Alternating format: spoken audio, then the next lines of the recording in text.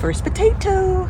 Okie doke, so we're digging up potatoes today, finally. Potatoes are Purple Viking, and then I have a couple of kind of red skin potatoes that I bought from the store, and I just ended up dropping these in as well. When I first had that seed potato, it was at the very bottom of this galvanized steel raised bed. A couple of inches of soil went on top of it, but after we initially planted, about 3 weeks later, once I had a good note of some growth, ended up adding additional soil and then some compost. And in the middle we had corn throughout the season. So I feel like maybe there's a better way to do this. I'm not quite sure if I've figured it out yet. All right, there's some more there. Okay, all right.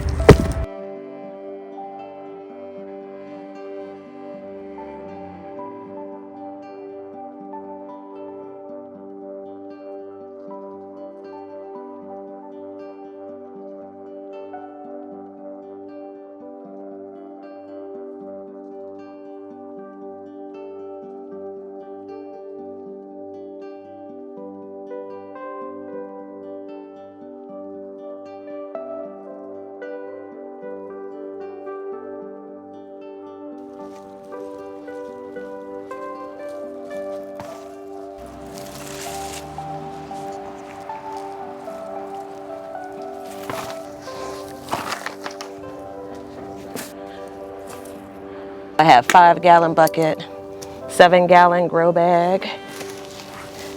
There are 2 10-gallon grow bags behind me, and then I have 18-gallon tubs. The one thing that I can say for sure I like about growing potatoes, and this poor container's just falling apart, but the one thing I like for sure about growing potatoes in containers is the ability to dump versus, well, that didn't quite work out, huh? So this is really compacted and wet. So I have 1 potato here, some worms, and I'm gonna grab something to scoop out the rest of that soil.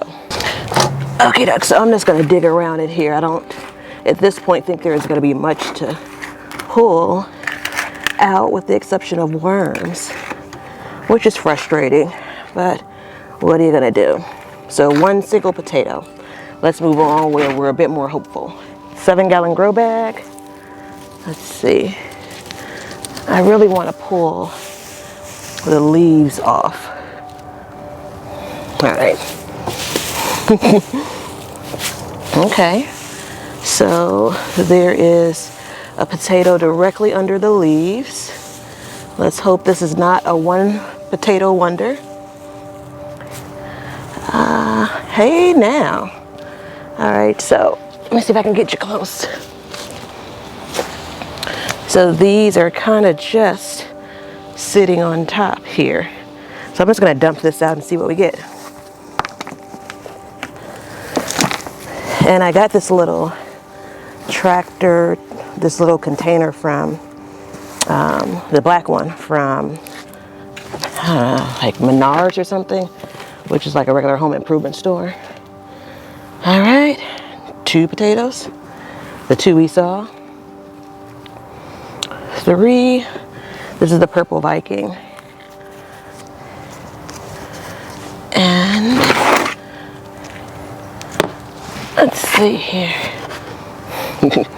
And 4 here, itty bitty babies.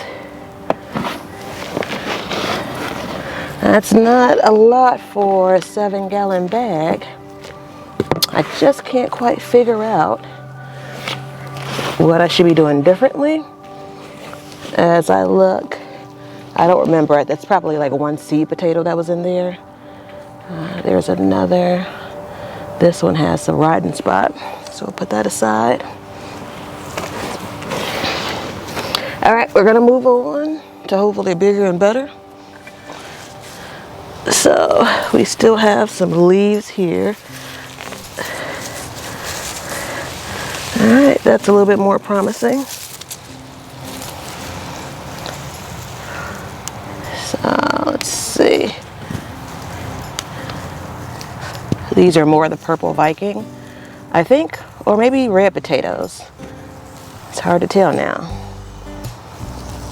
I really should have a bag here to collect this. So these were 2 seed potatoes then.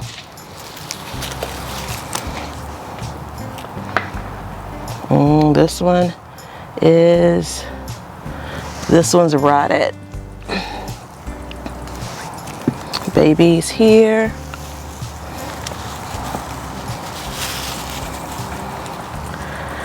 All right, let's see what's inside.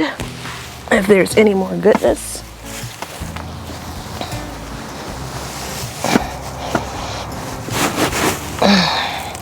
Depending on how this went this year with containers, I was all set to just grow inside of raised beds instead, because I had a better harvest last year of potatoes in a raised bed over here on the concrete patio, and that was growing in about 10 inches of soil probably. And so still some of the challenges when it comes to making sure that that soil stays watered, you know, that raised bed. But this is just a lot of space to dedicate garden real estate for just a handful of potatoes. Let's see here, winner, winner. So these are russet, and now this is the interesting one. These are potatoes that volunteered, and I transferred them out of the raised bed they volunteered in and moved them to this grow bag. And they were originally store-bought potatoes that I planted last year, just regular grocery store potatoes. This is still feeling like a womp womp womp. I did get a better return out of the front yard garden. When you try to be planful about what you're growing and how it's going to contribute to your meals, this is not what I was expecting. I mean, there is something to be said about being able to grow anything is a win.